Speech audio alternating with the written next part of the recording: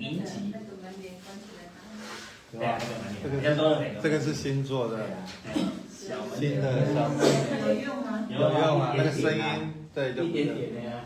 对。昨天他在这边弹琴啊，晚上啊，我出去外面后面听啊，之前呢，我后来发现应该是后面出去的声音。啊，后来昨天他这边弹琴，然后我们把那个音量调到那个出去后面听就没有。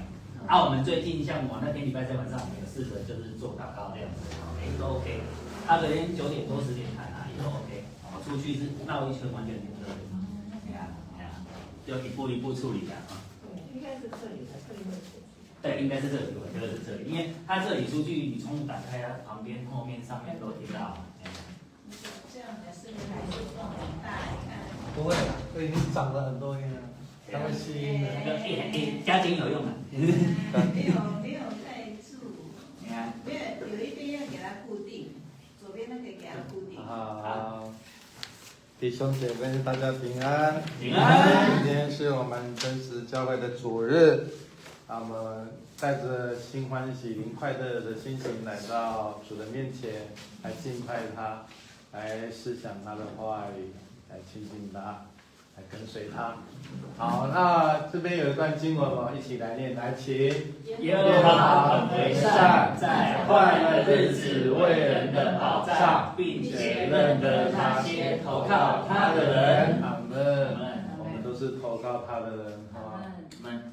来，接下来我们续约。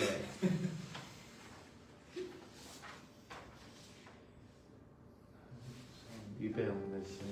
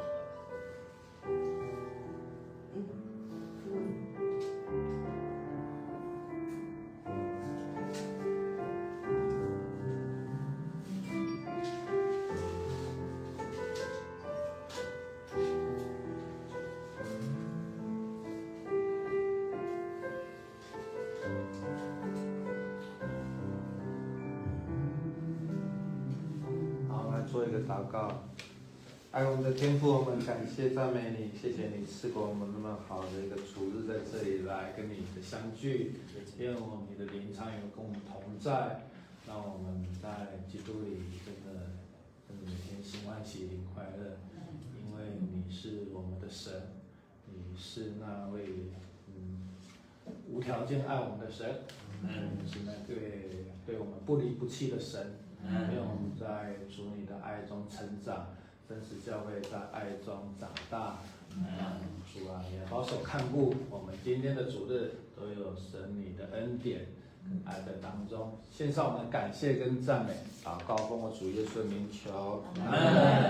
好，那我们现在会众，我们请起立，我们来宣召诗篇149篇1到2节，来，请。我们要赞美耶和华，向耶和华唱新歌，在圣民的会中赞美他。愿以色列因照他的主欢喜，愿西安的民因他们的王快乐。接下来我们要来敬拜赞美我们的神。我们等一下要是也可以不能久站的，可以坐下来休息，没问题。我们可以任何的形式来敬拜我们的神，坐着、站着都可以，对，趴着、躺着都可以。啊，我们就是敬拜的状态，尽量让自己维持在一个就是很舒服的状态。所以说我们如果在唱我们如果在唱那个快歌的时候，我们是邀请大家一起站着，就比较轻快的。那如果说是比较静态的，如果想继续站着领受神的祝福，那我们就站着。那我们想要坐着休息的，也可以闭上眼睛，好好的去听我们的诗歌。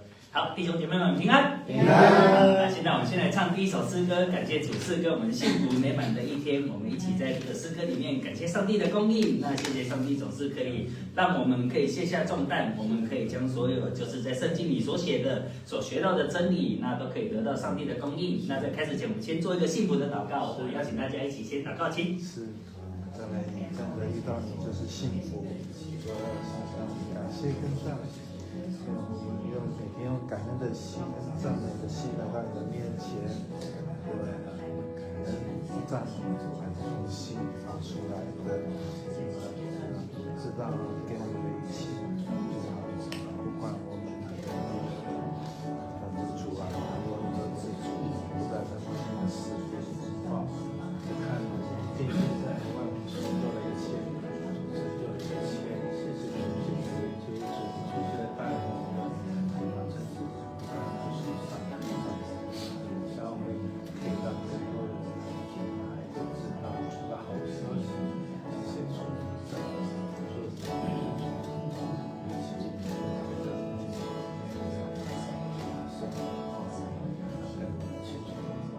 就更多的人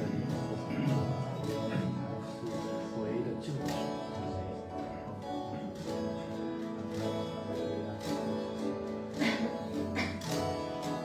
我们一起唱。想象中有一个幸福天地，分分秒秒踩在云端里，好像幸福只存在童话故事里。自从耶稣进入我的生命，心中眼睛被主爱开启，看见幸福的天地就在我心里。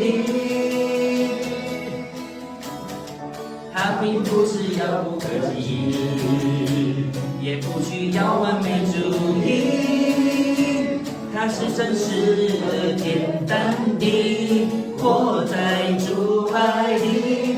幸福是珍惜现在拥有的，感谢上帝供的。幸福是分享自己领受的，叫别人得利益。幸福是相信圣经所写的，每句都是真理。幸福是卸下重担给上帝，因他必看顾你。再从头唱一次，想象中。想象中有一个幸福天地，分分秒秒踩在云端里，好像幸福只存在童话故事里。自从耶稣进入我的生命，心中眼睛被主爱开启，看见幸福的天地就在我心里。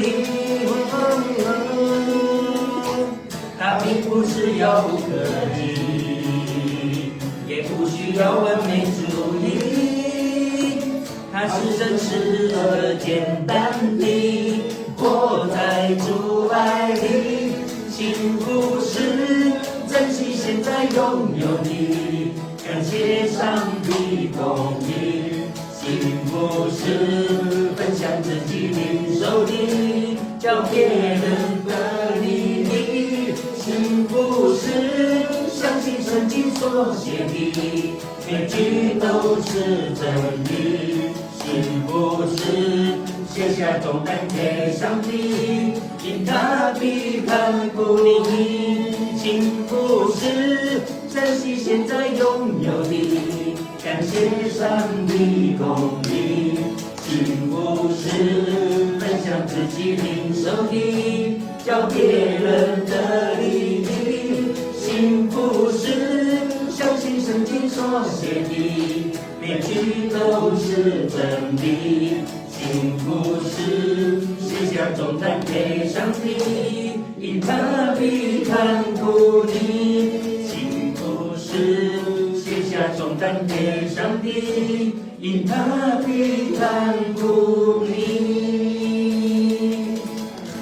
哈利路亚！现在我们跟旁边的弟兄姐妹说：上帝必看顾你，上帝必看顾你，上帝必看顾你。那我们接着下来唱这一首歌，是主要我要跟随你，但它有国台语的版本。我们第一次唱国语的，那第二次我们就唱台语的。那在开始前，我们一样就是我们跟主做一个祷告，我们跟主说：谢谢主。那每当我们在十字路口徘徊的时候，那你的话总是可以进入到我们的心里，让我们的脚步不偏离。每当我们要往死荫幽谷被撒旦的话语跟着走的时候，你就可以呼唤着我们回到人生的路里面，与你同行。感谢赞美主。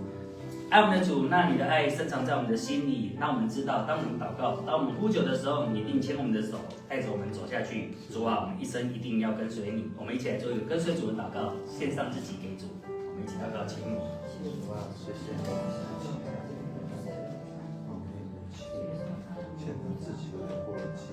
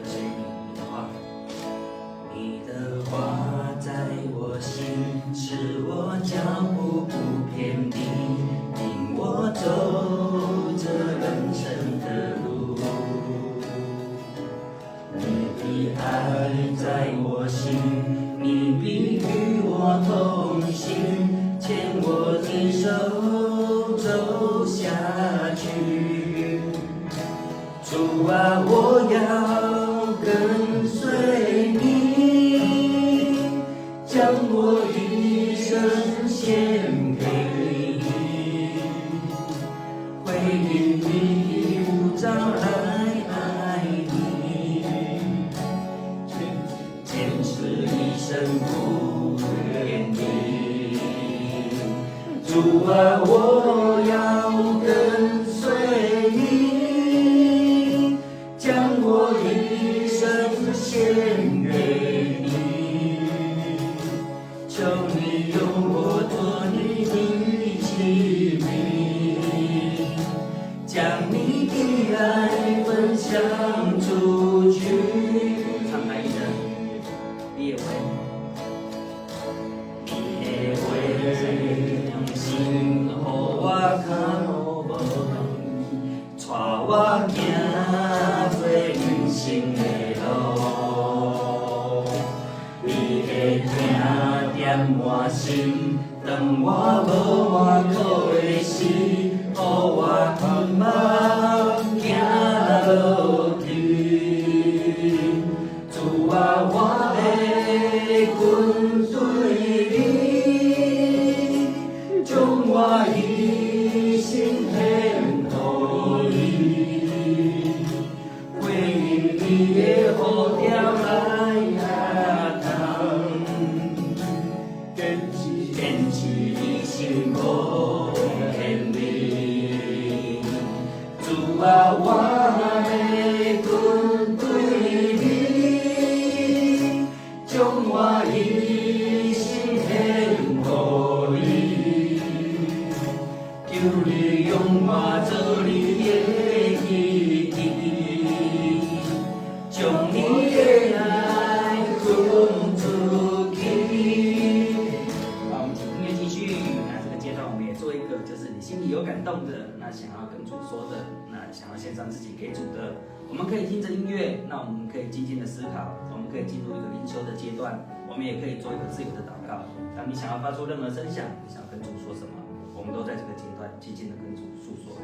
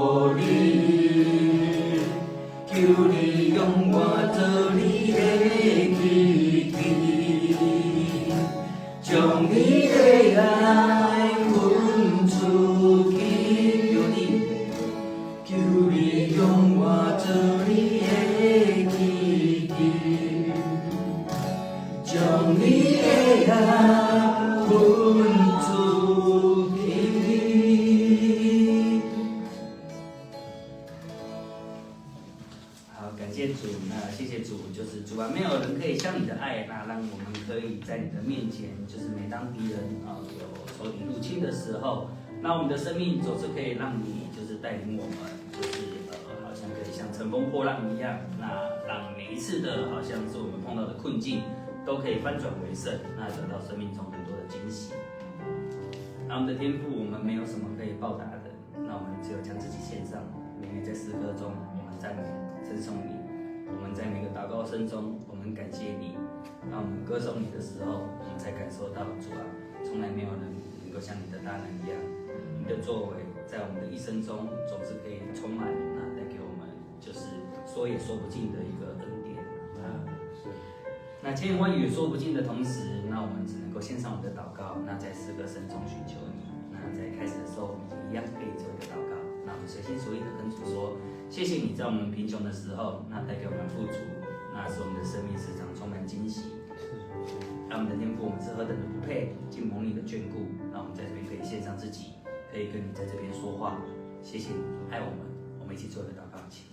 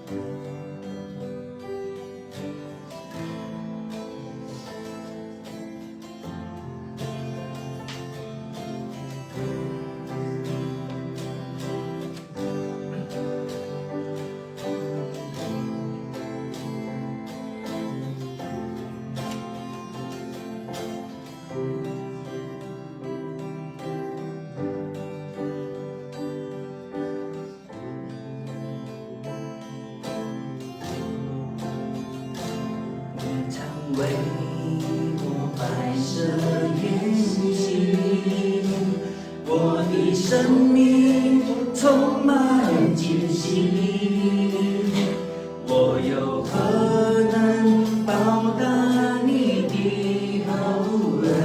千言万语也诉说不尽。我是谁如此眷顾？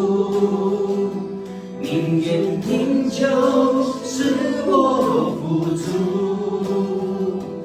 我算什么？你竟这样爱我，除你以外，我还求什么？主，我赞美你，一生歌颂你。主啊，有谁能像你？主，我敬拜你，满心感谢你，唯愿一生侍奉你。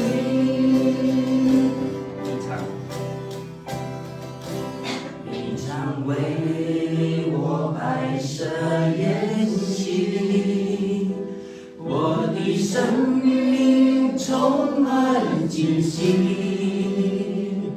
我又何能报答你的厚恩？千言万语也诉说不尽。我是谁如此眷顾？宁主贫穷使我富足，我算什么？你竟这样爱我，除你以外，我还求什么？主，我赞美你，一生歌颂你。主啊，有向你，主我敬拜你，满心感谢你，唯愿一生侍奉你，主我赞美你，一生歌颂你，主啊，有谁能像你？主我敬拜你，满心感谢你，唯愿一生侍奉你，唯愿一生侍奉你，唯愿一生侍奉你。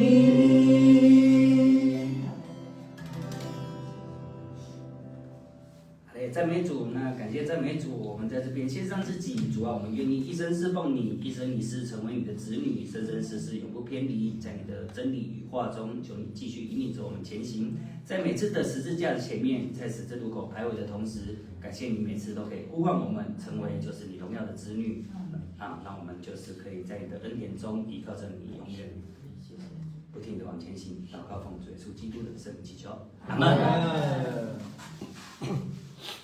好，接下来我们是信仰的告白，那就是使徒信经。好，那我们一起来恭读起。我信上帝全能的父，创造天地的主。我信我主耶稣基督，上帝的独生子，因圣灵感孕，有童贞女玛利亚所生。在本丢彼拉多手下受难，被钉在十字架上受死，埋葬，降在阴间，第3天从死人中复活，升天，坐在全能父上帝的右边，将来必从那里降临，审判活人死人。我信圣灵，我信圣而公之教会，我信圣徒相通，我信罪得赦免。我信身体复活，我信永生，阿门。好，那我们会坐，请坐。接下来我们来读经，今天是路加福音23章的42到43节。来，我们一起来请。就说耶稣啊，你的国降临的时候，求你纪念我。耶稣对他说：我实在告诉你，今日你要同我在乐园里了。好，今天我们那个主日正道的题目是在十字路口的十字转角遇见神，看见爱。我们请那个真心常大。啊，我们的保留这个传统啊，我觉得那个掌声真的会加给我厉害的，没办法哦。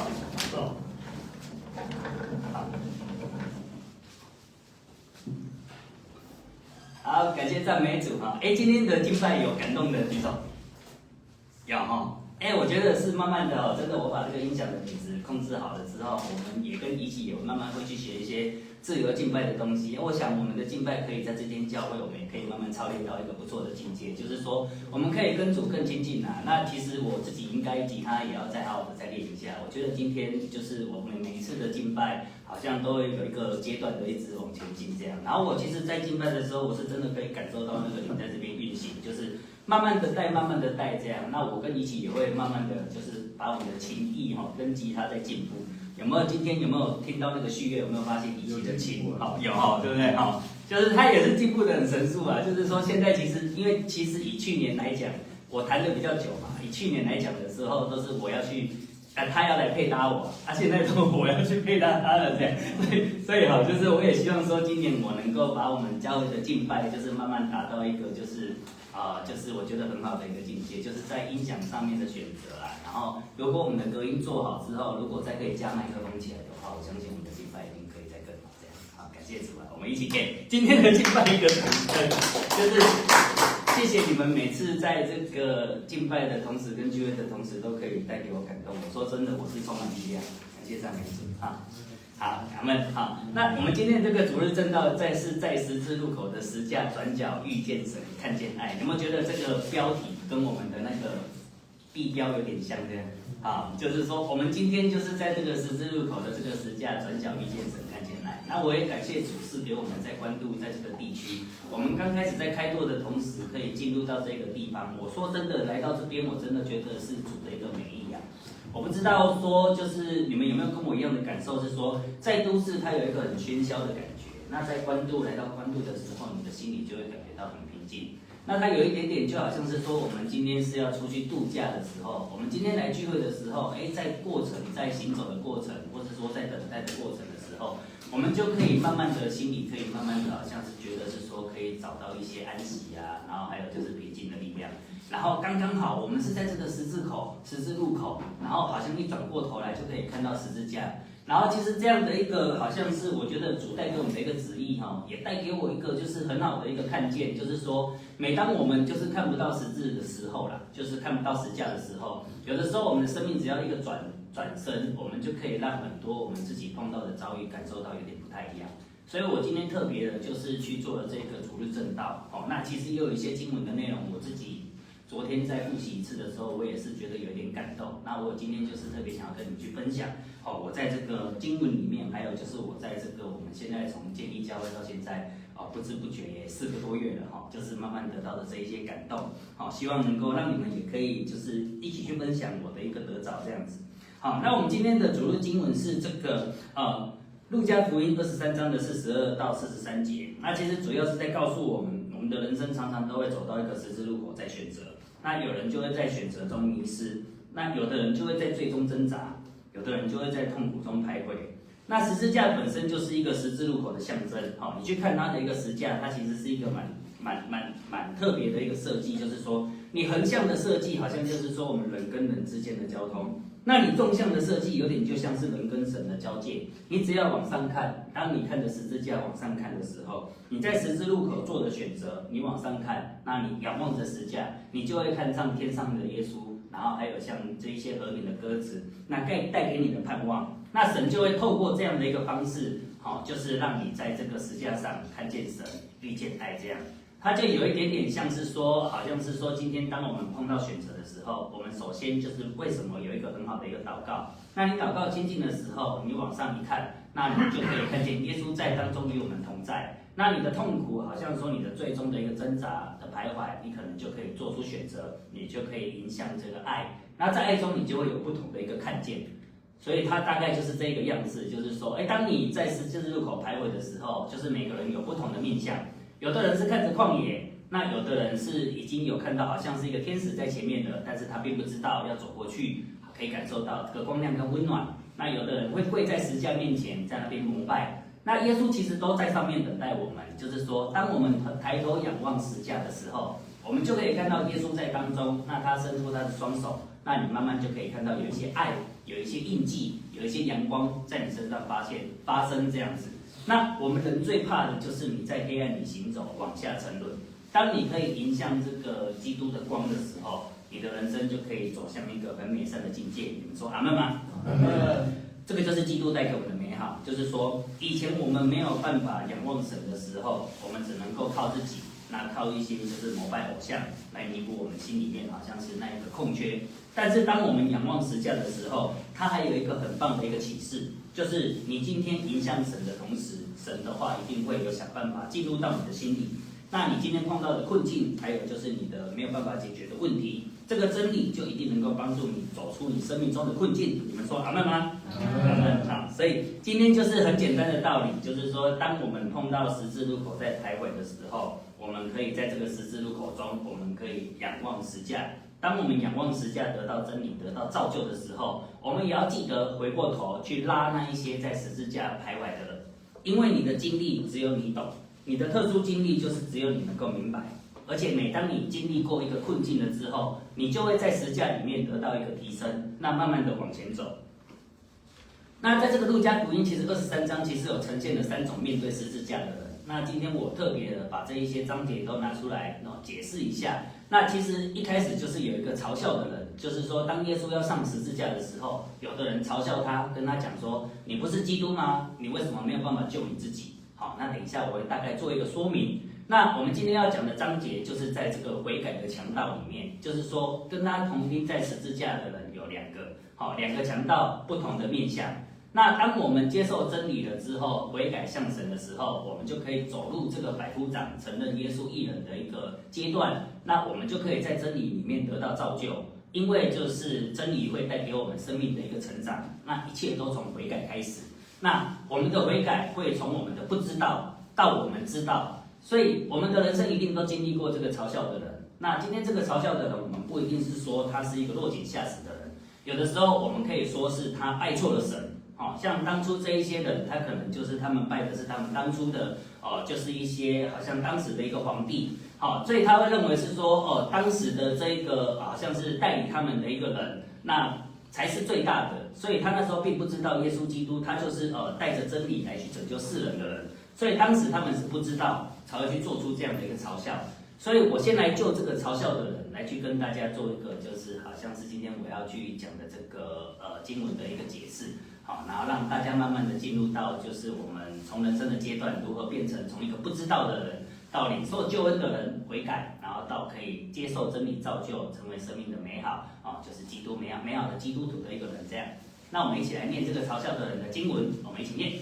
百姓站在那里观看，那官府也嘲笑他，说他救了别人，他若是基督，神所拣选的，就以救自己吧。兵丁也戏弄他，上前拿醋送给他喝，说你若是犹太人的王，你就可以救自己吧。好，那他们其实都说了同一句话，他说如果你是基督，你就救自己吧。其实这句话你仔细的去好好的去品味一下，是说其实他当时他们也并不知道他到底是什么样的一个身份，但是其实十字架的奥秘却是告诉我们，耶稣不是不能够救自己，而是他当时是选择不救自己。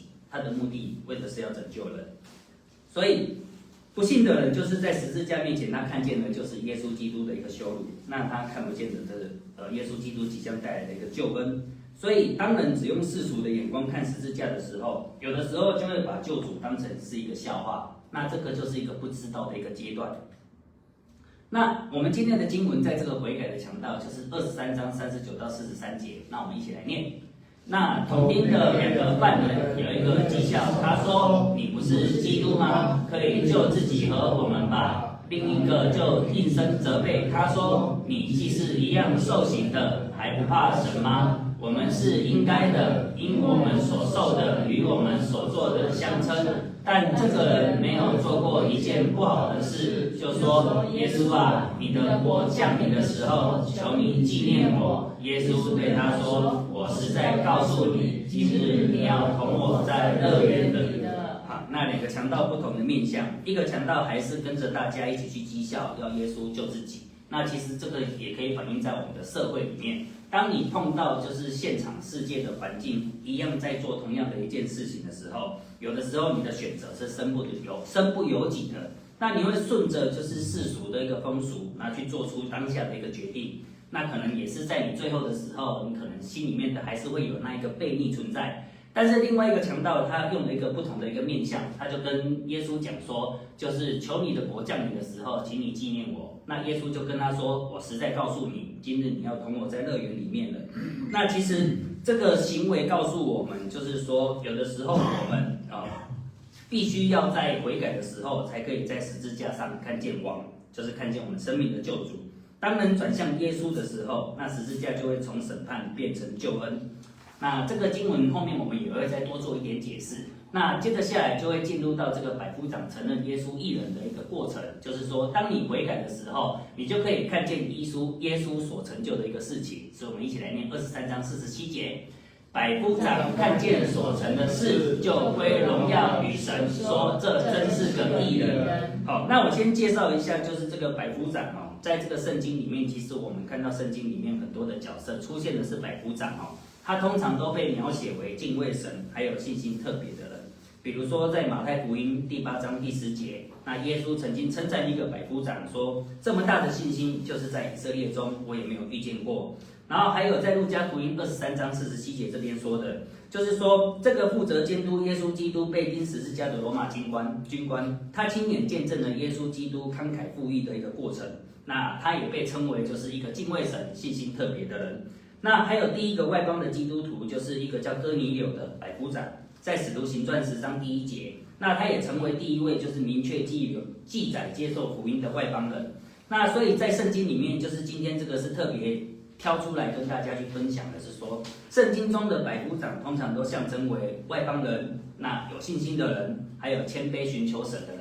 那今天这个其实跟我们主要的经节，我们也有一点点关联，就是说百夫长通常就是罗马军队里面管理约100名士兵的军官。那在圣经中为什么会被描写为对神有信心的人？就是因为他们通常都谦卑寻求神，他亲眼看见耶稣的态度，耶稣的祷告，在他要上十架之前，他竟然说父啊赦免他们。那他们看过那么多被行刑的人，竟然没有看到一个，就是没有想到有一个人今天被人家这样子羞辱之后，竟然还跟天上的父说，请求你赦免他们。当黑暗降临，耶稣断气的时候，他就宣告说，哇，这个人真的是他到死之前还选择去赦免所有的人，这真的是一个义人。所以在路加福音中，这是一个重要的见证，其实也告诉我们，当外邦人看见耶稣基督的无罪与义的时候，亲眼看见耶稣的时候，你就会承认耶稣是一个就是义人。那当人真实看见十字架的时候，你就会走进神的信心里面。那在后面的章节我可能会多做一点解释。那所以在十字架前通常会有3种人，一个就是嘲笑的人，那这个嘲笑的人因着他的不明白，他会拒绝救恩。那第二个就是悔改的人，当你开始转向耶稣的时候，你就开始明白耶稣的一个好像是说今天救赎的一个道理。那你知道他在十字架，他不是为了自己，他是为了救别人，所以他没办法自救。那你可以感受到他忍了这么多的一个羞辱之后，他仍然选择最后就是慷慨赴义，就是成就天上的旨意，就是为了救世界上所有的人。你就会在他的面前真实的悔改，说父啊，我承认我的罪，请你救赎我吧。那当你承认的时候，你就会像这个百夫长一样，你就可以看见耶稣基督的作为。你可以看到他在断气之前还选择祈求父为所有的人赦免，即便他已经是神之子，他已经是神的一个化身了，他依然就是请求大家去赦免，就是说这个不认识，就是说不认识神的人当时对我的一个嘲笑还有羞辱。所以在同一个十字架就会有不同的回应，那会决定你不同的生命方向。那我来举个例好了，就是说今天如果你可以去看到人家背后面的，就是说他的一个用心好了，你的生命一定会带来很多的不同，那你就可以减少很多就是你心里面的一个苦毒，还有就是你心里面就是看待的人的一些不好的眼光，而带来自己的一个痛苦。那在这个痛苦中，你就会少了很多就是往那一种好像让自己很不开心的一个方向去选择去决定。那当你可以看到就是十字架后面的救恩的时候，就像人生的十字路口，那我相信你的生命一定会带来很多的美善，在你的生命中，你就会因着基督而越来越美好，那心里会越来越喜乐。你们说阿们吗？好，这其实就是一个简单的道理，就是说当你即使在当下碰到你心里苦毒的时候，你可以去看到后面的人他的一个作为，他今天是为了什么，那他难过的地方在哪里。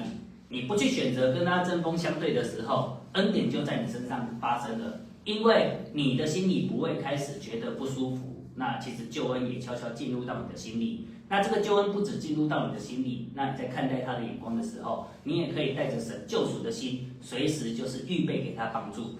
那人跟人之间其实是一个相当微妙的一个互动，就是说，当今天这个人在你身上，然后让你感受到是说他是一个对你和善的，那他看待你的眼光都是良好的时候，那你就不会对他针锋相对。那在不会针锋相对的同时，你接着下来，你就可以得到很多当时你心里面好像是说你的那些老我可以得到一些恩典在你身上得到帮助。那当所有的老我都不会在基督徒身上同时发生的时候，这个救恩就是确实的，已经及时的来到每个人身上，恩典已经确定了。所以我们一起来念这个悔改的人在十字架看见王的下面那一句：当人转向耶稣，十字架就从审判变成救恩。那我们其实有的时候可以看见人软弱的地方的时候，当下我们会选择去做一个批判，或者是说今天我们会选择去做一个我们自己好像做的，也不要说完全是论断好了，是说我们认为说我们看到的一个解释。但是当你可以看到就是说，他后面的这个软弱为什么会这么做的时候，我们就可以在十字架从这个审判的人变成一个救恩的人。你们说阿们吗？阿们好。所以这个是我今天想要去跟你们分享，我觉得蛮好的东西是说，我们是一个真实的人，所以有的时候当我们心里面会有苦毒，看到一些好像我们不合我们心意的眼光的时候，我们这个都是正常的。但是神告诉我们，当你看到这个的时候，你就必须同时仰望十架。那你就可以在当下，在神的面前悔改说：“神啊，不好意思，我可能没有发现他后面的一个心意。”那我们就可以从悔改的一个心里面走向基督。那在基督里面，我们去想想这样的过程。当你可以看到每一个人后面的那一个良善的东西的时候，你们的生命是不是会越来越美好呢？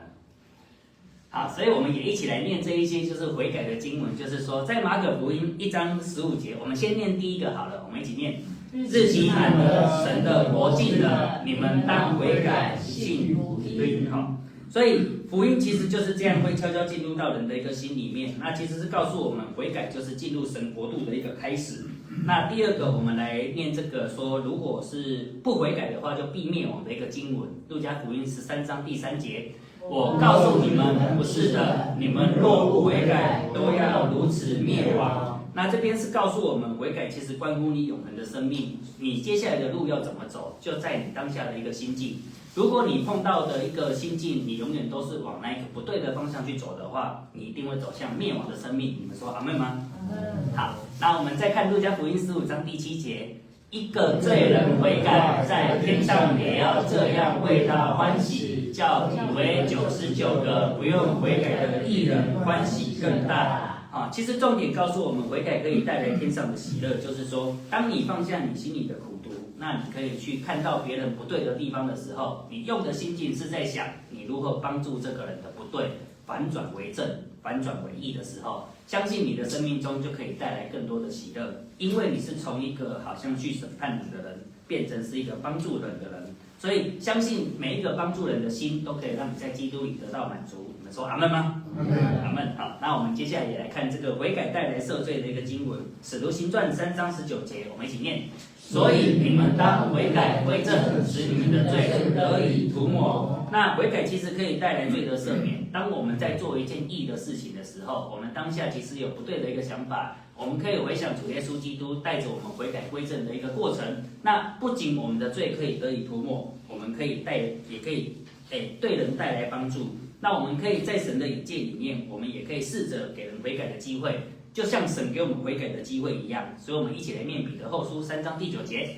主所应许的尚未成就，有人以为他是单言，其实不是单言，乃是宽容你们，不愿有人沉沦，乃愿人人都悔改。所以神给了人悔改的机会，那神的心意是人人悔改得救。那当我们知道神的心意，我们在学习神的心意的时候，其实我们当初在神的面前悔改向神，得到主的救恩的时候，我们如果存着一个感恩的心，想要让神的一个心意，就是像福音充满在这一地的时候，我们就可以去学习说，今天我们看到别人心里有罪的时候，我们知道神的心意是人人悔改得救。当我们可以成为神合一的器皿的时候，我们就可以一起荣耀主圣名。你们说阿们吗？阿们。阿们。好。所以悔改也可以带来生命的改变，就是说，我们一起来念《使徒行传》26章20节，应当悔改，归向神，行事与悔改的信相称。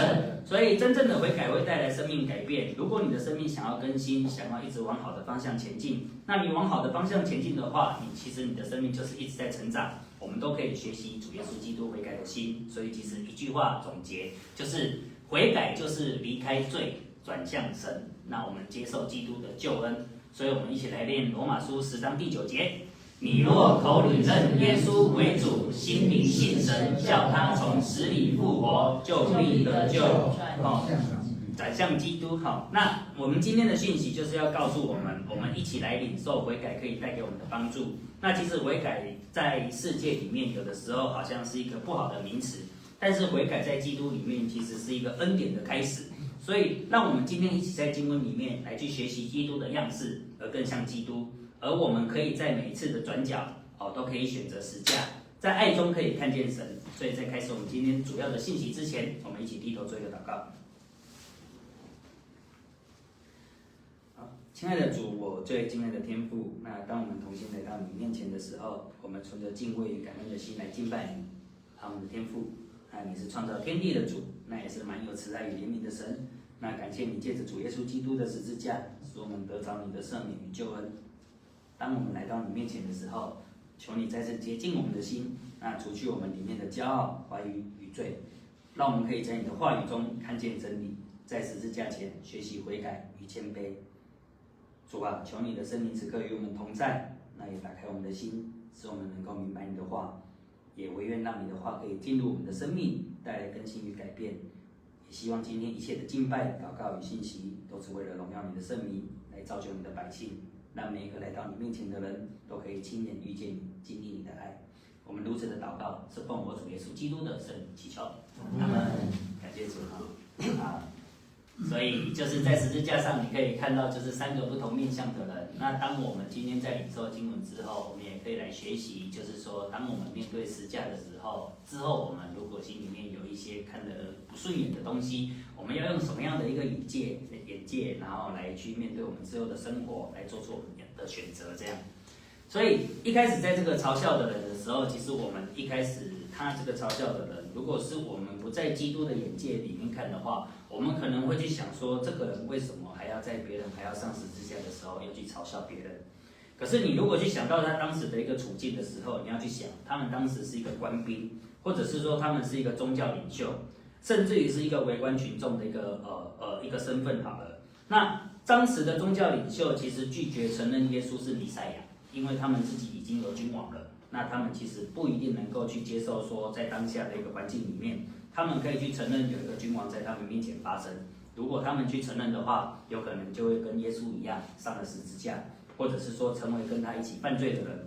那在旁边也有罗马士兵，那这些就是官兵。所以他当时把耶稣当成被嘲弄的政治犯。有的时候我们用耶稣的眼界去看，他可能在当下他也是生不得已，或者是说他并不知道耶稣是他的唯一救主。那更别说那一些围观的群众了，他看见了十字架，却不理解救恩。但是他们都说了同一句话，说你若是基督，就救自己。他们其实在心里面还是存有一点点相信的一个可能。但是十字架的真理反而是相反的，在他们还不明白的时候，其实当时的耶稣就是因为要救人，所以才不救自己。所以这个信息其实告诉我们，有的时候不明白福音真谛的人，就是看不见耶稣，并不认识基督。那这个其实我昨天这样思前想后，我想出了一个蛮好的一个信息，就是说，当我们有的时候去碰到一个人，好像是说他做的东西不合乎真理的时候，我们其实可以学习今天的经文，我们去看看说他今天为什么会这样做。当你可以把他为什么会这样做的一个眼光拉着越来越远的时候，就像当时他们在嘲笑基督的时候，他们也可以去思考一下，为什么耶稣愿意钉在十字架上面，愿意在那边被人家羞辱，愿意在那边被人家嘲笑。那你如果可以明白了神的救恩的时候，你就不会用世界的标准去看人，那你就可以看见十字架背后的一个荣耀，那你也可以看见十字架后面的一个救恩。那我在想，这样的过程里面，不仅你的心可以得到一些安慰，那你也可以带给自己反思。有的时候你碰到的困境不一定全是针锋相对，那个其实正是恩典进入你心里的时候。当你可以看到后面的人在做事情，或是说他今天为什么这么做，为什么他犯了错的时候，或许你就可以帮助他。那或许你也可以就是把自己的格局打开，那去成为就是说他今天在后面有的时候默默做事的那个心意。所以我们用神的心意去看的时候，有的时候很多东西都是因为不知道才会产生这样的过程。所以我把它理解为就是说，有的时候在这一些失败中，我们反而可以看见神的恩典。你们说阿们吗？阿们。好，就是说，如果说今天我们看到有的人的行为，好像是说今天我们觉得这些东西是他还可以在更进步的同时，我们也可以去学习十字架的奥秘，就是说，当他不能够拯救自己，那我们也可以试着就是让耶稣进入他的一个生命里面，带给他救恩。那我们抱着这样的心的时候，有的时候我们就可以免去这一些好像说让自己心里苦毒的这一些过程。那所以就正如以赛亚书53章第5节的，我们一起念。因他受的刑罚，我们得平安；因他受的鞭伤，我们得医治。因此，人的嘲笑成了神救恩计划的一部分。我昨天跟一位长辈聊天那其实那个长辈其实跟我讲了一句话，我也觉得让我心里面也蛮得安慰的，就是说，有的时候就是在这个社会上，其实我们看到的99.9%好了，不要说99.9%，大多全都是充满罪，在这个社会上行走。那人在这个我们面前表现出来的，通常就是比较正义的那一面，但是其实它的背后一定都有一些，就是好像不为人知，好像是需要主救恩的同时，那当我们可以明白神的救恩的时候，我们可以去看待这样的一些人。我在想，我们的世界上就可以有更多的基督徒跟我们一同聚会。你说阿们吗？阿们。所以今天的讯息，其实我也理了蛮久的。那我希望说，我今天可以讲的这个讯息，可以让我们看见说，当我们看见一个人的失败的时候，我们却其实可以在这样的计划中看见时下的救恩，在这个时候显明。那当我们看见就是有一些好像不合神心意的时候，我们却知道神却在成就爱，就像他在十字架上面一样，他忍受羞辱的过程，就是为了承担我们所有的罪。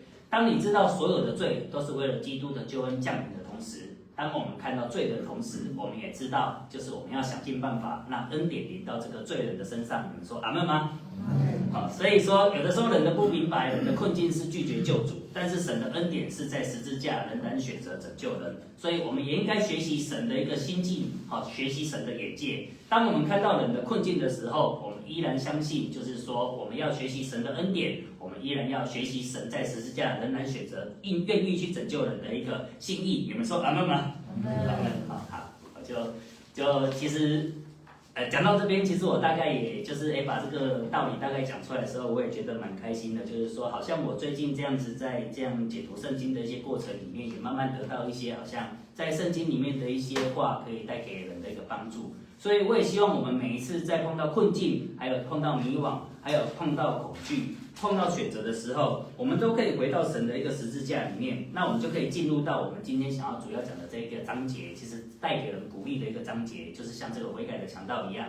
当我们每次心里面有碰到就是不开心的时候，其实那个都是正常的。但是主的救恩，其实我们是一次性的，就是回到主的面前，那成为神荣耀的子女。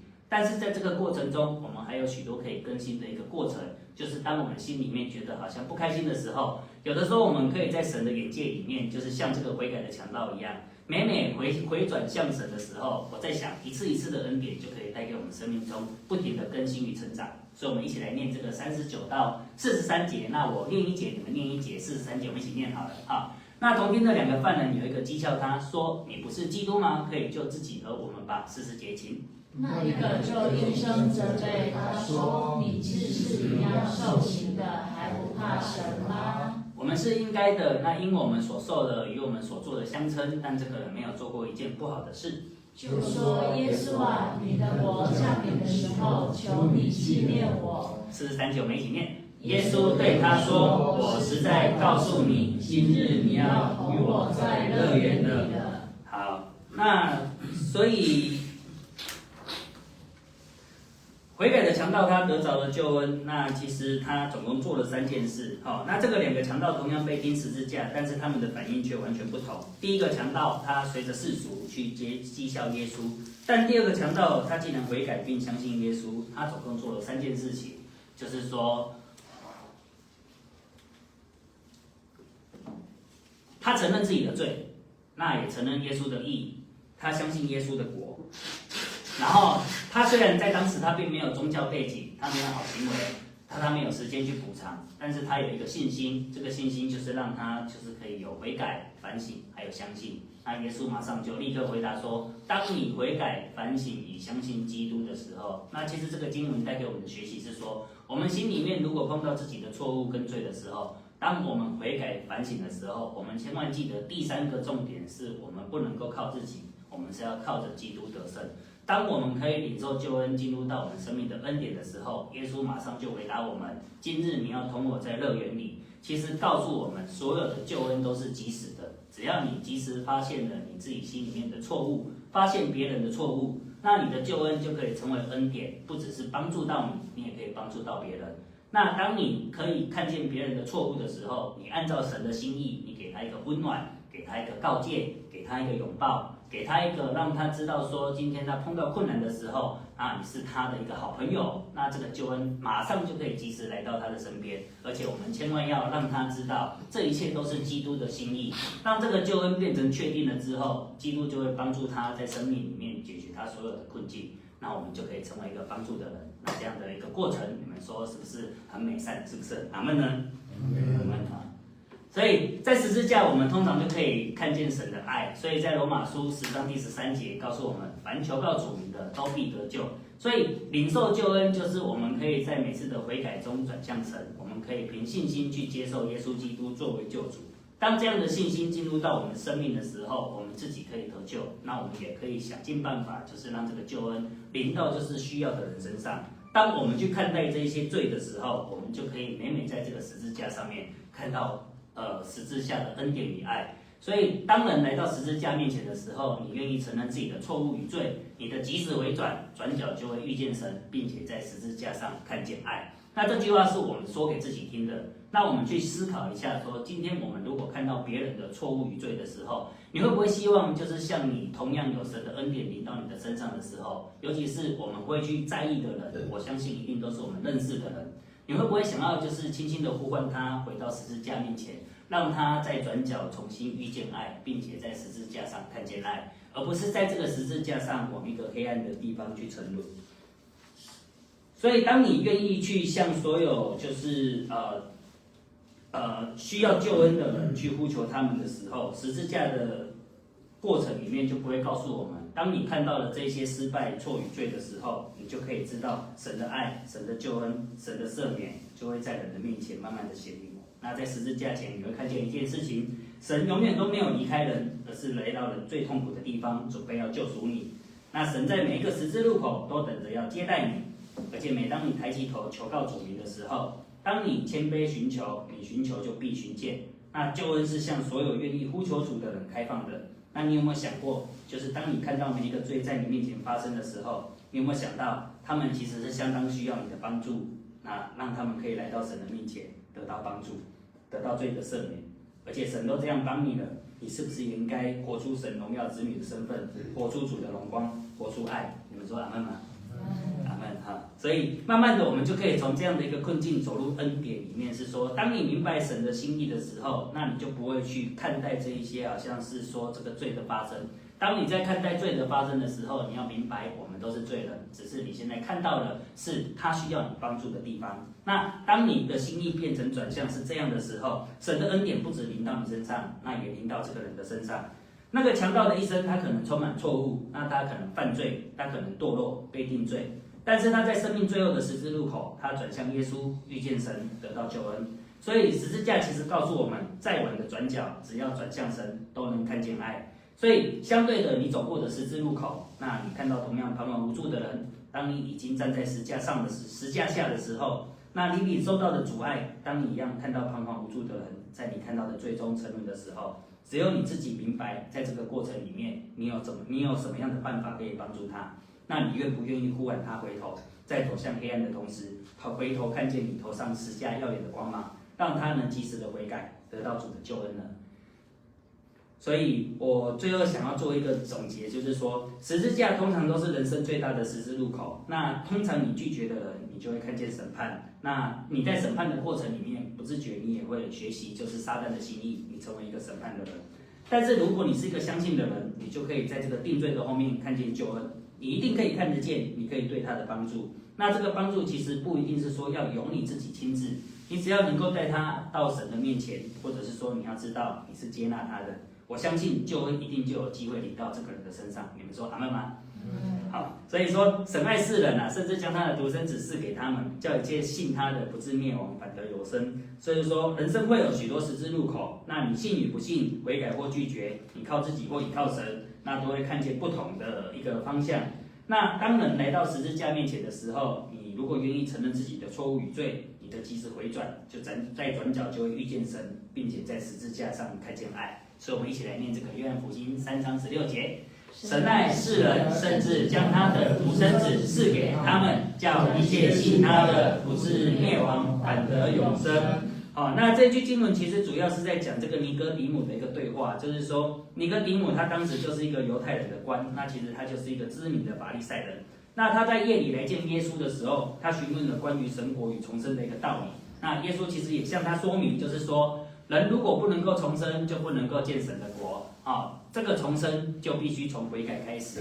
那人需要从圣灵而生，当你悔改向主的时候，就是天国就近了。那你就可以知道，就是说圣灵就会在你悔改的心里面进入到你的心里面。那所以所有拯救人的计划与爱的本质，就从悔改开始。那我们自己先悔改，那我们也可以在别人身上看见可以如何去帮助别人悔改的一个过程里面。我相信神的心意就会悄悄的进入到每一个好像是人的心里面，那救恩就会悄悄的发生。那所有美好的事情，我们可以去帮助别人。所以约翰福音3章16节不只是告诉我们福音的摘要，其实也是整本圣经救恩的核心。神爱人，赐下基督，人因信得救，得着永生。那当人真实看见十字架的时候，我们就会承认耶稣是义人。那当你口里承认，心里相信，真实的救恩就会临到你的心里，就有点像这一个百夫长一样。就是说，当你已经亲眼看见所成就的事，那你可以帮助一个一个的人回转向神，尤其是你自己身上经历神的救恩，是一个一个这么的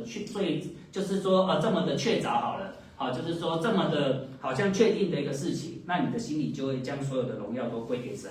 那也说这真是一个义人。那你会知道说，今天你跟随着耶稣基督，你就可以慢慢的从嘲笑的人拒绝救恩。那当时我们因着不知道，所以我们拒绝救恩。那有的时候在这个拒绝救恩的过程，或者是我们暂时性的是没有办法去面对自己的一个过错与罪。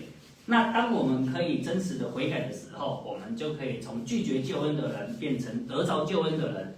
当我们承认耶稣基督是我们唯一救主的时候，我们就可以慢慢的开始看见真理。所以在每次的恩典中，都可以让你领受恩典。那在同一个十字架，不同的回应，你就可以决定不同的生命方向。在十字路口的十架，我们都可以转角，可以遇见神，抬头可以看见爱。你们说阿们吗？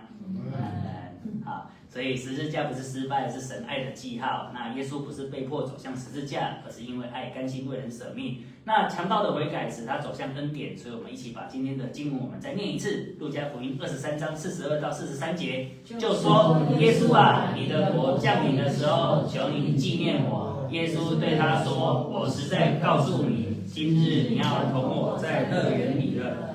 耶稣基督的荣耀与我们一同有份。那既然耶稣基督的荣耀与我们一同有份，他的救恩、他的工作也与我们一同有份。当我们看见人在生命中、在世界中失败的时候，我们就可以引领他们来到十字架面前，在转角遇见神，在十字架中看见爱。那其实每个人心里面都有自己的一个强盗。我就是最近在帮就是这个共振协会要去拍一支反大麻的影片的时候，我们在这个讨论脚本的时候，我有一个很好的见证，就是说他那时候讲出一句话蛮触动我的。他跟我说，每个人心中都有自己的大麻。那当我们在讨论这个脚本的时候，他说的这一句话，我心里面马上想到的就是说，罪的形式有很多种。那其实我现在在基督里成长的过程里面，告诉我罪的样式每个都一样大。每个人自己心里面都有自己的大麻，都有自己的强盗，都有自己经历过的罪。而当你每一次在主面前重新站立的时候，只有你自己知道怎么去帮助这样式的人回到主的面前，罪得赦免，得着救恩。而你每一次就是在主的面前，因着感恩做出回应神的一个恩典的时候，你在帮助人的同时，你不只在回应你的恩典，活出神的样式。我相信你也可以满足你内心曾经在罪里沉沦的那一个自己，活出爱。一个愿意悔改的人，以谦卑顺服，寻求神，也感恩受神的帮助，回应恩典，使我们不仅可以领受救恩，回应恩典，我们也可以走出去实践爱。这个就是神爱的记号。当你走到十字路口的时候，你可以每次先试着勇敢的去看见自己的不足与错误，那进而来到十架的面前，在反思与悔改中修剪、修正自己的不足，让生命更新。而每一次的更新都可以让你可以在生命中，在转角处因你的选择遇见神，因而看见爱。我们没有办法在每次的更新中就是变成神完美艺人的样式，但是每当我们靠近神一步，我们们就是在减少一件错误与不合神心意的事发生。我们也能够借着这样的生命的感动，去换回每一个在十字路口迷失的人，拉住他们的手，回转向神，从黑暗返回光明，遇见神，看见爱，这样美好的事，合神心意的作为，你们说是不是很纳闷呢？阿门，阿门啊！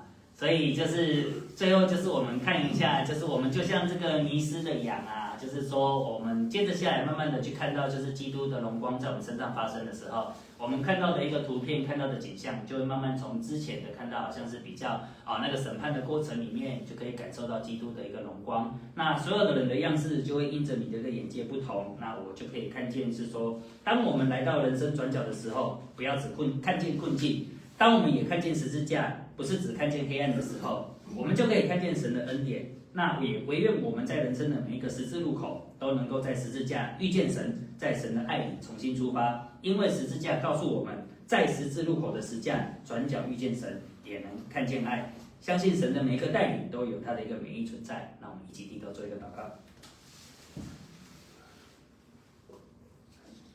亲爱的天父，我们感谢你。那因为你借着十字架向我们显明你极大的爱。当我们在人生的十字路口迷惘、软弱，甚至跌倒时，你仍然用你的恩典呼唤我们回到你的面前。主啊，求你帮助我们，不做嘲笑与拒绝你的人，而是像悔改的强盗一样，可以谦卑的来到你的面前，相信你，依靠你，领受你的救恩。也求你让我们在每一个人生的转角，都能够看见你的同在，经历你的爱，让我们的生命能够因着十字架而被更新，也能成为见证你恩典的人，并能够成为你分享恩典的器皿，将福音传在这地。孩子们，惟愿你的平安与恩典与我们同在，带领我们前方的道路。我们如此祷告，奉主耶稣基督的圣名祈求，阿门。好，这个就要让大家感受一下我们这个十架看到爱的照片。好，这个是我昨天晚上又跑出去拍的啦，就是说希望我们教会的设立在这个十字路口，那我们当时可能在设立的过程也碰到一些征战，那也期许就是未来有更多美好的事情可以在我们这次教会一起发生，我们一起掌声一下。这是我们设立教会的目的，是说希望我们每次在教会得到的感动。那教会的形式，现在我们的聚会好像也越来越稳定了。就是说，如果我们自己在教会里面可以得到感动，相信接着下来慢慢走进来的人，也可以让我们一起，也可以跟我们一起感受在聚会里面有神同在的美好。你们说阿门吗？阿门。阿门。那我们一起来唱这首回应诗歌。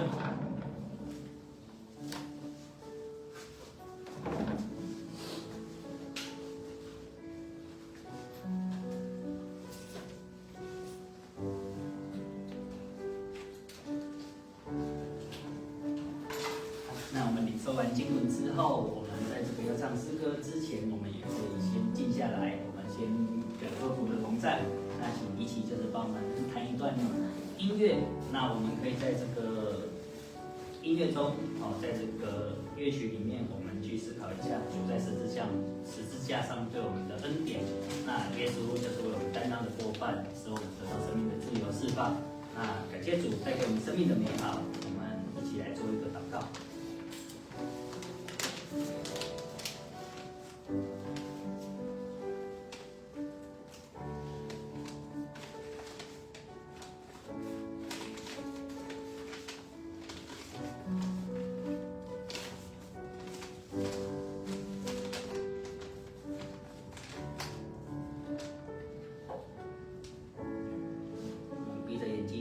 听着诗歌的音乐，然后我们可以慢慢的去思想一下，就是说，当我们渐渐的有想要跟主说的话的时候，我们就可以开口开始祷告，让自己的心进入到一个就是很宁静、很感谢、很感恩的一个状态里面。谢谢耶稣在十字架上，每每都可以让我们感受到十字架的恩典与爱与救赎。感谢赞美主。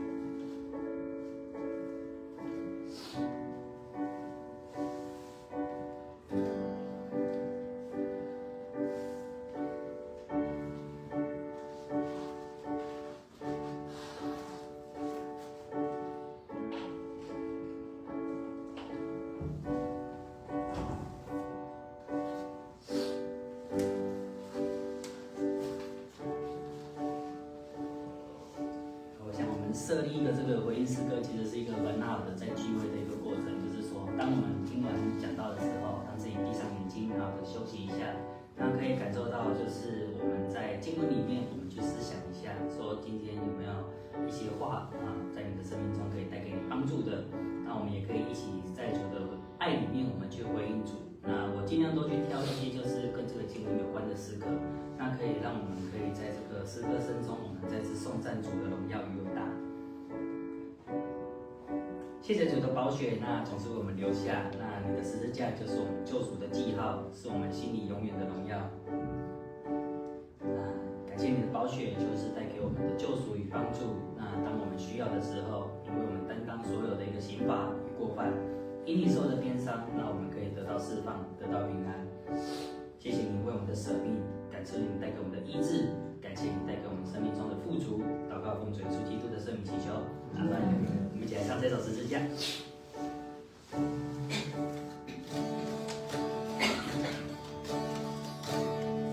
耶稣背负十架，为我担当过犯。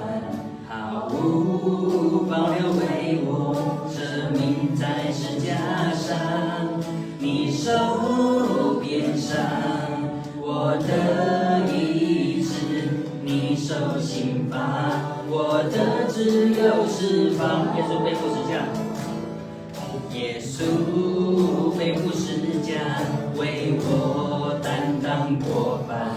毫无保留为我舍命在十架上，你受鞭伤，我的医治；你受刑罚，我的自由释放。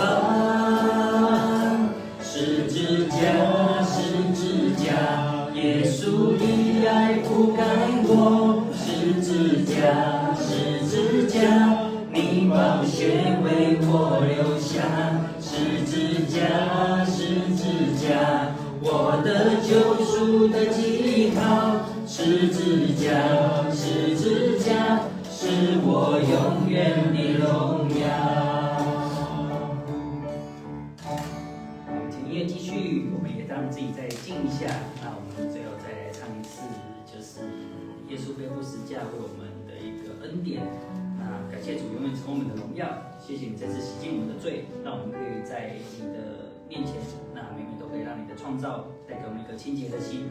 感谢主的恩典，永远都可以陪着我们，让我们可以在十架的记号中，可以引领着，就是让你引领着我们前行。谢谢你每次都在你的一个恩典中带领着我们得医治，感谢赞美主。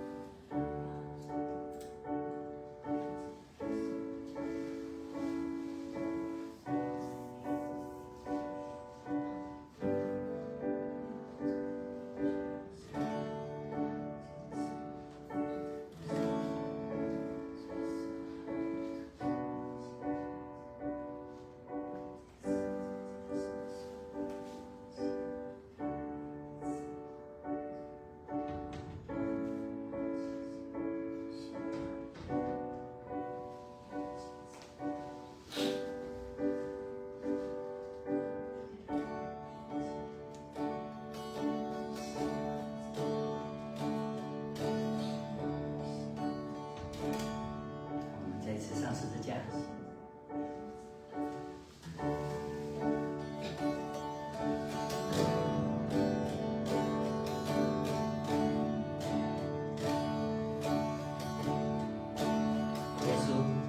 耶稣背负十架，为我担当过犯，毫无保留为我舍命在十架上。你受鞭伤，我的医治；你受刑罚，我的自由释放。十字架，十字架。耶稣的爱覆盖我，十字架，十字架，你宝血为我流下，十字架，十字架，我的救赎的记号，十字架，十字架，是我永远的荣耀。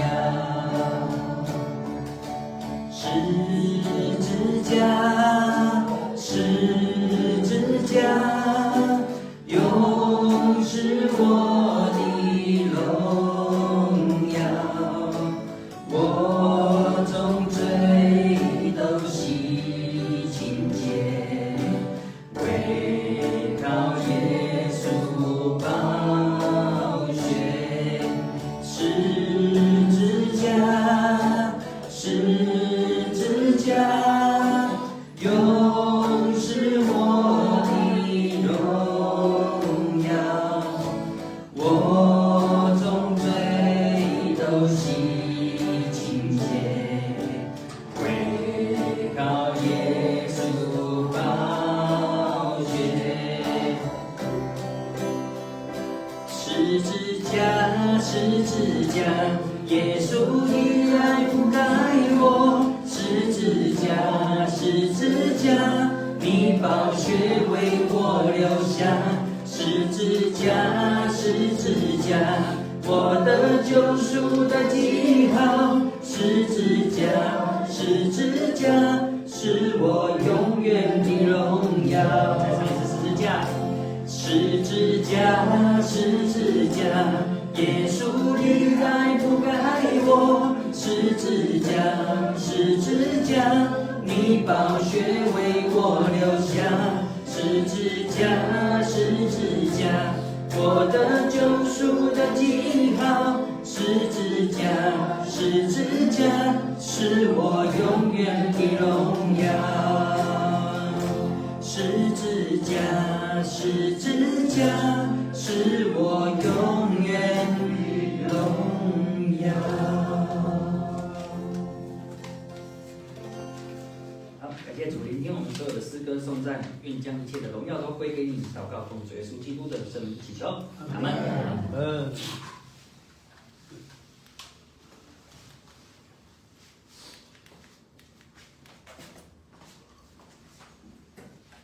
好，我们本周的金句是约翰福音3章16节，我们一同来念，来请。神爱世人，甚至将他的独生子赐给他们，叫一切信他的不至灭亡，反得永生。对，是叫一切信他的不至灭亡，反得永生。好，那我来报告事项。第一点，感谢今天一同参与教会主从的家人朋友们。第二，教会目前每周三晚上6点到7点举行祷告会，线上同步。教会诚挚地邀请弟兄姐妹一起祷告。第三，星期一早上在关渡网球场，我们都固定与会练球，教会也诚挚地邀请大家一起来运动。第四，我们很希望交流踏青的活动，教会也希望大家能常有踏青与聚餐的行程，我们喜乐的团契，感谢赞美主。我们的代祷事项我们为了关渡福音祷告，第二个为了线上的弟兄姐妹们以及家人的祝福的祷告，第三为教会隔音的问题祈祷，第四为所有未信主家人们的福音及身心灵代祷，第5为7月份的泰宣行程祈祷。第6为更多美好的事在真实教会发生来祈祷。好，那我们就为这以下的几件事来祷告。那我们有没有人要代祷的？没有人有代祷的事项？好，周爱姐。我的血压还有睡眠不好。啊，血压跟睡眠。还有一个，感谢大家的代祷。我的孙女暑假可以到国家实验室去实习。哦，感谢主哦。国家实验室。好，就是血压还有睡眠的问题，那也就是谢谢大家，就是为秀爱姐的孙子代祷的一个，就是可以到美国的那个国家实验室。他暑假可以去那个国家实验室去实习。啊，感谢啊！就是我们有更多美好的事情在真实教会陆续发生，感谢主啊！那还有没有人有要代祷的事项？有没有？还有那个好，为需要考试统测啊，子阳统测，子阳，好，子阳啊啊！还有就是为子阳的统测代祷这样。好，那我们一起为以上所有事项，还有我孙女到现在还没有信耶稣。好，还有就特别为需要一天主的，点时间。好，那还有吗？还有没有人有要代祷的事项？还有我的儿子，好快来到我们当中。 ，OK 啦，儿子跟孙女啦啊，好，对。好，那我们就为以下这几件事一起来祷告。是吧？我们为亲爱的姐，然后是生命祷告，美好的事情，为真实教会祷告。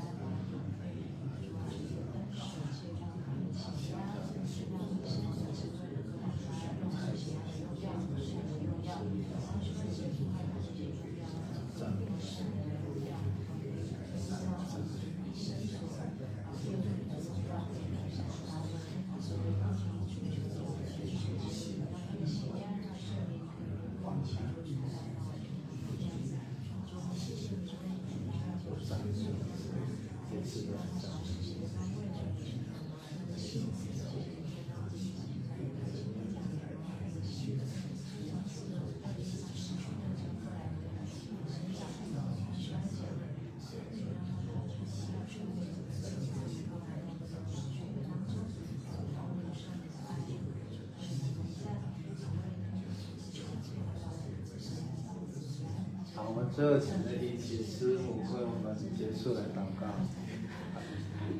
天父爸爸，天父，谢谢你，谢谢你，你爱我们是那个让我们可以寻求就寻见，我们叩门你就开门的主，谢谢你，你是顾念我们，你也是顾念我们所顾念的主啊，我们要把现场跟线上的弟兄姐妹们的身心灵的平安，身心灵的整个平静安稳都全部交托在你的手中，求你来祝福来到这个真实教会聚会的家人朋友们，他们都能在这边感受到你的爱。主啊，我们也为着秀爱姐的血压来交托，来仰望你主，求你的恩手介入。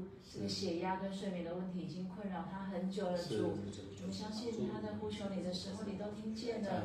主也求你让这个你的恩手就来介入，你的医治的大能来充满秀爱姐，你的宝宝来充满着他，让他的还有他的医生团队都能够精准的帮他用药，也让秀爱姐不害怕这些用药，因为我们知道你是借着医生的手来医治他，主你也亲自来医治他，让他的身心灵得到完全的平静安稳。我们也为着秀爱姐的孙女能够进到她想要去的地方来服侍，来实习。谢谢你，主，谢谢你，让秀爱姐的孙女在这件事情上面来经历你。主啊，我们这个福音的种子已经浇灌了，也已经在他的心里面慢慢的萌芽，唯有你可以叫这个福音的种子生长起来。主啊，我们把秀爱姐的孙女交在你的手中，你让她的心里面可以柔软，让她能够经历你，让她可以得着你的救恩，让她来用这件事情来成为你美好的见证，成为他人的祝福。主，我们也把秀爱姐的儿子交在你的手中，主，他也是你的孩子，可是他好久没有来教会，他工作很忙碌，主啊，求你让秀爱姐的儿子可以重新感受到你对他的爱，你在呼唤他，能够让他回到教会来跟我们一起聚会，让他在这边可以感受到你满满的爱，满满的温暖。主也求你在秋姐的孙子子阳的统测上面，求你赐给他有你而来的智慧，有你而来的聪明，在这个统测的过程当中，他的身心灵的状态都是保持在一个最好的状态，有你的爱来充满他，也让整个秋姐的孙子孙女们也能够在学业上面，在交友方面，在未来的就业上面都能够经历你，他们也能够回到教会来聚会，要去成为你美好的见证，他们要成为别人的祝福。祝我们也把我们的姐妹，我们的依纯，我们最爱的依纯交在你的手中。主也求你看过他的身心灵，求你在他的服事上面，在他的学业上面，在他工作上面，都有你的恩典同在。主，我们也为了7月份的太宣行程来祈祷，这个也是依纯所挂念的，他所顾虑的。他在这个太宣的这个前面的这个训练的过程当中，求你给他智慧，给他从你而来的聪明，也给他平安。你也恩手介入他的这个在我们太宣的前面的这些行前训练上面的安排，你也恩手来帮他介入来安排，来帮他有一个在他的工作上面、服事上面、学业上面都能够得到一个最好的平衡，因为有你的同在，他知道你的同在是最好的。你的恩手介入之后，这些事情都会在你的安排当中，那所有的事情他都不用担心，因为有你，还有我们这些同工的同在，让他可以专心的在他的身心灵上面来向你仰望。主，我们也为着更多美好的事情在真实教会发生来祷告。我们为着我们未信主的家人朋友们，他们的身心灵来祷告。为着我们所挂念的，我们所顾虑的，主，你说你都知道。主，谢谢你，谢谢你的爱是如此的长阔高深，谢谢你的爱，你的慈神爱所一直牵引的我们。主，也谢谢你，谢谢你垂听我们每一个人祷告，我们有声无声的祷告，你都垂听。我们这样的祷告，我们这样的祈求，都是奉耶稣基督得胜的名，阿门。阿门。好，那我们一起来赐福于你。最终起立。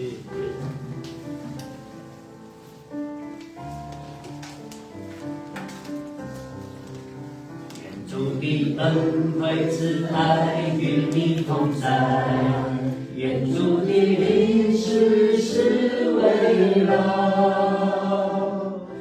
恩典降下赐福于你，平安喜乐天天充满你。愿主的恩惠慈爱与你同在。好，那我们这个时候也可以离开座位，跟我们的家人们问安。恩典降下赐福于你，平安喜乐天天充满你。赐福于你。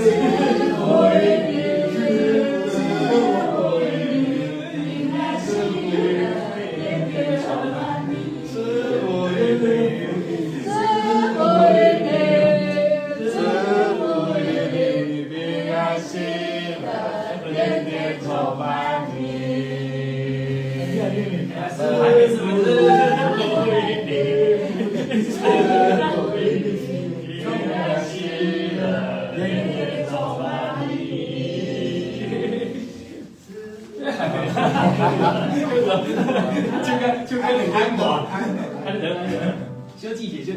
好，接下来我们是颂龙，对，我们一起来颂龙。普天之下，万国万民齐声赞美父子神灵三位一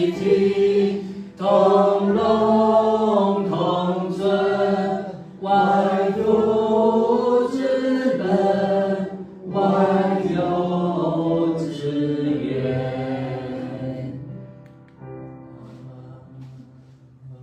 祝祷，我们请正心等到我们来祝祷。好，谢谢主，是我们美好的聚会。那也愿主可以带领着我们，每每在石架上，我们仰望主的时候，可以让我们遇见更多神的爱与恩典。我们也可以帮这样的，就是将这样的恩典去分享给有需要的人，特别是我们微信主的家人。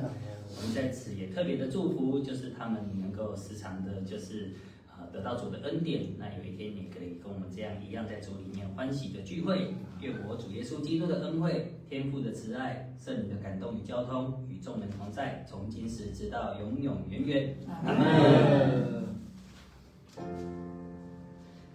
阿门。阿门。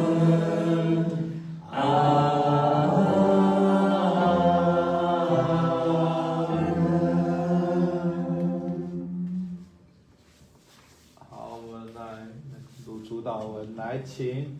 我们在天上的父，愿人都尊你的名为圣，愿你的国降临，愿你的旨意行在地上，如同行在天上。我们日用的饮食，今日赐给我们，免我们的债，如同我们免了人的债，不叫我们遇见试探，救我们脱离凶恶。因为国度、权力、荣耀，全是你的，直到永远。阿门。好，最后我们愿意乐默祷散会。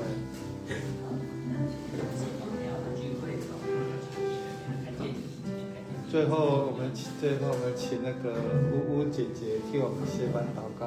好，乌姐姐有2个，最大那个，穿红衣服那个。现在等一下，唱完歌的时候，变完乐之后。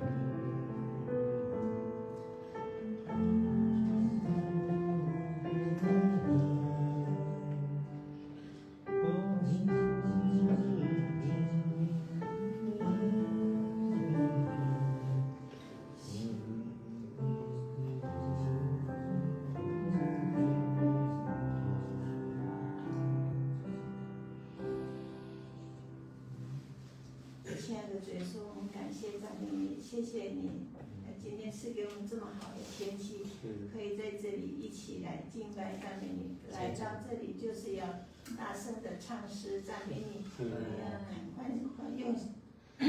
用喜乐的心来听主听传道所传讲的信息。主啊，主啊，是的，我们得救是因为我们相信你，谢谢你。当你进到我们心里面的时候，我们的身心里就开心，就喜乐了。求主你的灵常与我们同在，让我们开开心，让我们每一天都可以靠主你过得胜的生活。谢谢你今天的聚会，谢谢主你的带领。等一下结束回家的时候，也求主你保守我们的脚步，能够平安的回到家。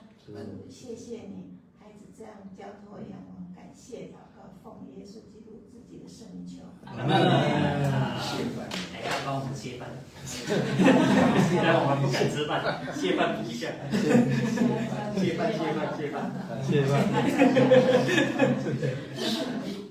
亲爱的耶稣，谢谢。等一下我们会一起用餐。求主你祝福我们眼前所有的食物，让我们每一个人吃了身体健康。主啊，谢谢你，孩子这样感谢祷告，奉耶稣基督的名。阿门。